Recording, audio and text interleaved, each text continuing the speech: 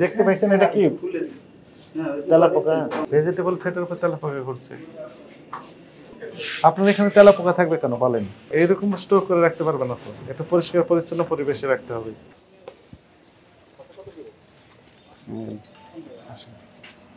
আপনি কি ম্যানেজার? জি না। কি এখানে দায়িত্বে কি আছে? একটু আসতে বলেন। হ্যাঁ, বসেন স্যার। আপনি কি পদে আছেন? আমি এখানে স্যার বেকারিতে কাজ করি। বেকারিতে কি কি আইটেম তৈরি করেন? আমাদের বানার কিছু ডেজার্ট আছে। ডেজার্ট। আমরা একটু দেখি চলেন। আচ্ছা এই কাছে আসেন। এইটাতে কি দিয়েছেন? স্যার এই যে মানে একটা পাং পুরো দছে আর কি স্যার। এটাকে আমরা কতক্ষণ বন্ধ আছে ডিম মেরে প্রোডাকশন করতে আর কি। এগুলো সব ডিম না? এগুলো ডিম তো। জি স্যার, এগুলো ডিম স্যার। ডিমের ভিতরে এগুলো ময়লা আবর্জনা তো আছে। এই যে ময়লা আপনি কি দেখতে পাচ্ছেন না শুধু আমরাই দেখতে পাচ্ছি এগুলো? আপনারা কি দেখতে পান? পেয়েছেন? পরিষ্কার আছে? আপনি খেতে পারবেন এগুলো? না, ওই ডিমটা স্যার আমি খেতে পারবো। এই যে এখানে ময়লা আবর্জনা আপনি দেখতে পাচ্ছেন, কত বছর যাবত পরিষ্কার করেনি বলেন তো? নিরাপদ খাদ্য নিশ্চিত করার জন্য যে স্টেপগুলো নেওয়া দরকার সেগুলো নেননি কেন বলেন? যেভাবে আছে সেভাবে মনে হচ্ছে না যে আপনি পরিষ্কার করেন না। এইগুলোতে কি আছে সেগুলো আমরা একটু দেখবো। স্টোর রুম তাই না? এখানে আমরা আচ্ছা, এখানে আপনি কি দুর্গন্ধ পাচ্ছেন? একটু দুর্গন্ধ লাগে না? লাগে। এগুলোতে কি আছে? এগুলো স্যার যে ডিম বানাচ্ছে কাজ করার জন্য ডিম ফোর্স। ডিম ভেঙেছে এখানে কাজ করার জন্য কাছে আসে। কত বছর যাবত পরিষ্কার করেন না এগুলো? বলবেন যে ময়লা আবর্জনা পরিষ্কার করার জন্য। এরাও তো পরিষ্কার রাখতে হয় তাই না? পরিষ্কার আছে? নিচে কি অবস্থা দেখেন তো। নিচে হাইজেন মেনটেন করতে হবে তাই না? হাইজেন মেনটেন করেছেন? এই ম্যাটেরিয়ালসটার 12টা তো বাজিয়ে দিয়েছেন তাই না? এরকম কেন? মডেল ফাস্ট করছে। পানি পানি হয়ে গেছে যে। পানি স্যার। কি আছে ভিতর? এটা স্যার ওই যে ভেজিটেবল ফ্যাট। Vegetable fat. এর মেয়াদ আছে না নেই? স্যার মেয়াদ আছে স্যার।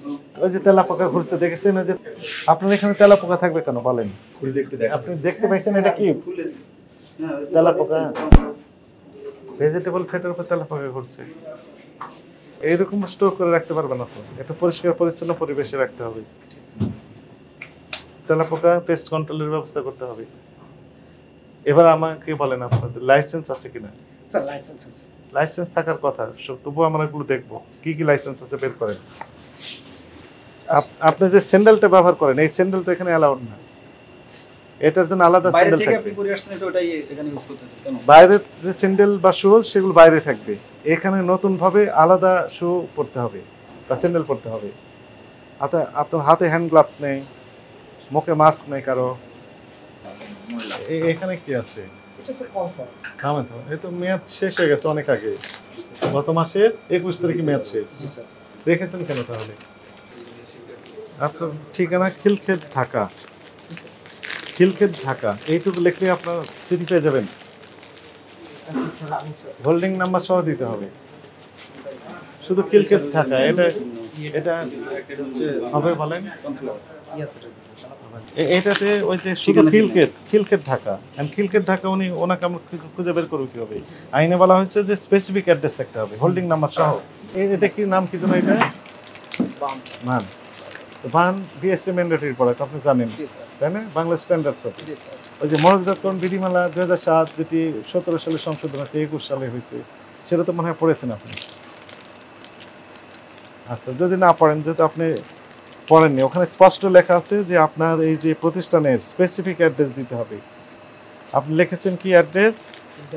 খিলক্ষেত ঢাকা। মানে কি খিলক্ষেত ঢাকা? আপনার নামে চিঠি লেখা আপনি পেয়ে যাবেন? পাবেন। এটা তো আইন ভায়োলেশন করেছে। এটার মেয়াদ কবে শেষ হচ্ছে? দেখেন স্যার, মেয়াদ এই যে লেখা আছে, মোড়কে লেখেন, মোড়কে মূল্য লেখা নেই স্যার, মূল্য ঠিকানা এখনো ব্যবহার করে যাচ্ছে আর এই যে নোংরা অস্বাস্থ্য এবং তেলাপোকা হেঁটে যাচ্ছে আপনার এই যেখানে প্রক্রিয়াকরণ করছেন। হ্যাঁ, সেইগুলো আপনি তো লিগ্যাল দেখেন, এগুলো তো লিগ্যাল কাজ, লিগ্যালের কাজ। আপনার তো ঠিকানাই তো লেখা নেই স্পষ্ট, শুধু খিলক্ষেত লেখা আছে।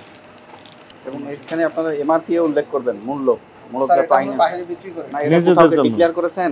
এখানে ডিক্লেয়ার করেছেন যে এটা বাইরে বিক্রি করা হয় না? এখানে তো কোথাও উল্লেখ করেন না, ডিক্লেয়ার দিয়েছেন? আপনি করতে পারবেন না, হ্যাঁ, আইনে নিষেধ করা আছে। যেহেতু মোড়কজাত, আপনি মোড়কজাত করে ফেলেছেন, এটা বাইরে বিক্রি করেন, দেশে বিক্রি করেন, বিদেশে বিক্রি করেন, আইন সমান। আপনাকে এমআরপি বসাতে হবে। এই যে আপনি মেয়াদ বসিয়েছেন না, ঠিক একইভাবে এমআরপি বসাতে হবে, যে ঠিকানা দিতে হবে ঠিক মতো, ওজন দিয়েছেন ঠিক আছে, এই সব কিছু ঠিক রেখেছেন, এমআরপিটা দেন নাই, এমআরপি বসাতে হবে। পেস্ট কন্ট্রোলের ডকুমেন্টগুলো একটু দেখবো আমরা। আপনি বলেন প্রতি সপ্তাহে করেন, এই ডকুমেন্ট একটু দেখাতে হবে আছে না নেই, হ্যাঁ না বলেন। কিছুই আপনি দেখাতে পাচ্ছেন না, আপনি বলছেন আছে না, এটা কোনো প্রপার ওয়ে না। আপনি নিরাপদ খাদ্য আইনের যে গাইডলাইন আছে ওগুলো পড়ে দেখবেন, প্রথমটাই লেখা আছে প্রশাসনিক বিষয়গুলো, 1 নাম্বার। 2 নাম্বার হাইজিনের বিষয়, 2 ধরনের হাইজিন, একটা তো হাইজিন আছে, একটা ওভারঅল পার্সোনাল হাইজিন আছে, তারপরে আরেকটা আছে যে আপনার প্রিজারভেশন এবং স্টোরেজ, এটা তো কিছুই আপনারা মানছেন না। যেখানে স্টোরেজ করছেন পাশেই দেখলাম ময়লা আবর্জনা স্তূপ করে রেখেছেন, এটাও হয়নি। মোড়কজাত আইন সেটাও আপনারা অমান্য করছেন। আবার ওই ইউনিটে আমি দেখলাম আপনি ফ্রিজের ভিতরে কাঁচা মাছ মাংস, আমরা চলতি ভাষায় যেটা বলি, কাঁচা মাছ মাংসের সাথে একদম তৈরি করা খাবারও রেখেছেন একসাথে, যেখানে কন্টামিনেশন হচ্ছে, ব্যাকটেরিয়া কন্টামিনেশন হচ্ছে, এই কোনোটাই তো আপনার লফুল হয়নি। তার মানে একটা প্রতিষ্ঠান চালানোর মতো দক্ষতা বলেন, তারপরে কি বলবেন, কিছুই আপনারা মানছেন না। অ্যাডমিনিস্ট্রেটিভ জিনিসগুলোতে ত্রুটি আছে, ওনার কোনো কিছু সংরক্ষণ করে নাই, কোনো রেজিস্টার, ক্রয় রসিদ, এটা সেটা যা যা যাবতীয় এর সাথে সম্পর্কিত কিছুই আপনারা যথাযথভাবে সংরক্ষণ করেন নাই এবং আমাদের সামনে প্রদর্শন করতে পারেন নাই, ব্যর্থ হয়েছেন। ঠিক আছে, আপনি যতটুকু দেখলেন আমাদের সাথে, আপনি সন্তুষ্ট? তাহলে আপনার করণীয়টা কি, আপনি এখন বলেন। চেষ্টা করলে হবে না, নিরাপদ খাদ্য নিশ্চিত করার জন্য যা যা করণীয় সেটি যদি করতে পারেন তাহলে আপনাকে আমরা সুযোগ দিতে পারি, আর যদি না পারেন চেষ্টা করবেন এই কথা বললে আমরা সুযোগ দেবো না। এখানে এই খাদ্যের ক্ষেত্রে, ওষুধের ক্ষেত্রে কোনো রকমের কম্প্রোমাইজ নেই। বিএসটিআই থেকে লাইসেন্স নিয়েছেন, লাইসেন্সের শর্তাবলী পড়বেন, এবং বিডিএস প্রত্যেকটা প্রোডাক্টের জন্য আলাদা বিডিএস আছে, ওই বাংলাদেশের স্ট্যান্ডার্ড বিএসটিআই এর কাছে আছে, এটাও আপনি পড়ালেখা করবেন। এবং আপনি শুধু নিজে পড়লে হবে না, আপনার স্টাফ যারা আছেন এনাদেরকে সময় সময় ব্রিফ করতে হবে, এগুলো ট্রেনিং। আমরা যে ভোক্তা সংরক্ষণ আইন 2009 এর একটি ধারায় আমরা আপনাকে সতর্কতামূলকভাবে 1 লক্ষ টাকা জরিমানা আরোপ করা হলো, এই টাকাটা পরিশোধ করবেন এখন। আর আমাদেরকে কমিটমেন্ট এগুলো দেন, এই সময়ে সময়ে আমাদের টিম আনএক্সপেক্টেড ভিজিট দিবে, এবং যদি আইনের ব্যত্যয় ঘটে তাহলে এই আইনের যে সর্বোচ্চ প্রয়োগ আছে সেটি প্রয়োগ করা হবে।